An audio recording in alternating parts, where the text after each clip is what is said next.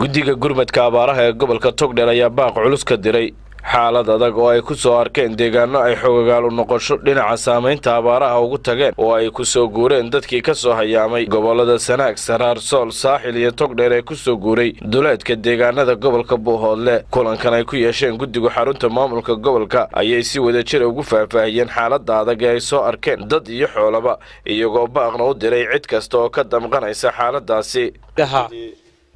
taakulaynta abaaraha ee gobolka Togdheer waxaan maanta halkan kaga hadlaynaa shirka Jaraa'id safar aan u baxnay koodii bishii Abriil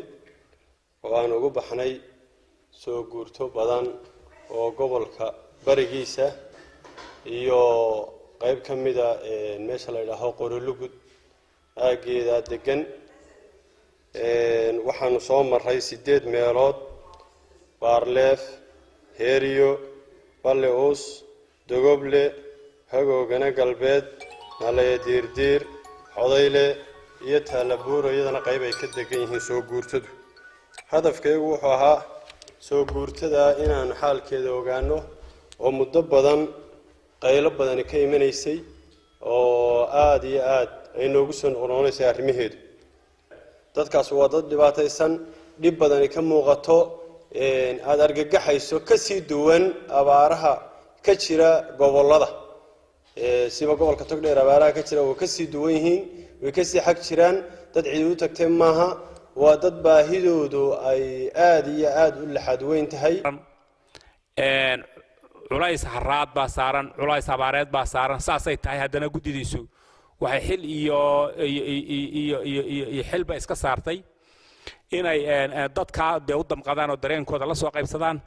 wixii ay gaarsiin karayaan gaarsiiyaan fariinta marka halkan aanu ka gudbinaynaa waxa weeyaan dadka aanu gudbinaynaa xukuumadda iyo guddiga taakulaynta qarankaba in dadka qorshahooda meel lagu tiriyo inaan la isku halayn ama waxa loo dirayo Sanaag ama Sool dadkaas waxa ka yimaadeen waa Sool, Saraar, Sanaag iyo Saaxil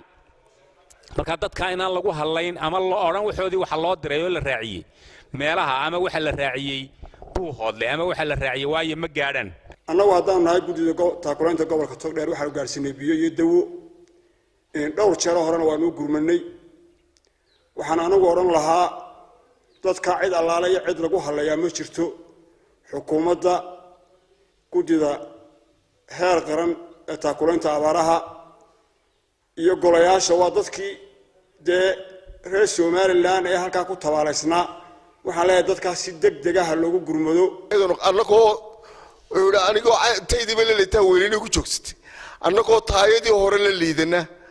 oo imika 210kii tuule ee gobolka koobnaa iyo 12kii degmo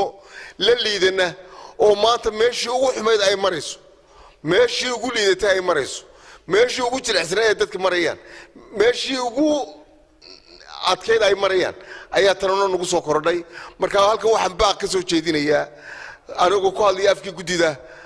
gurmadka abaaraha ee gobolka in aan farka qodeen faanoole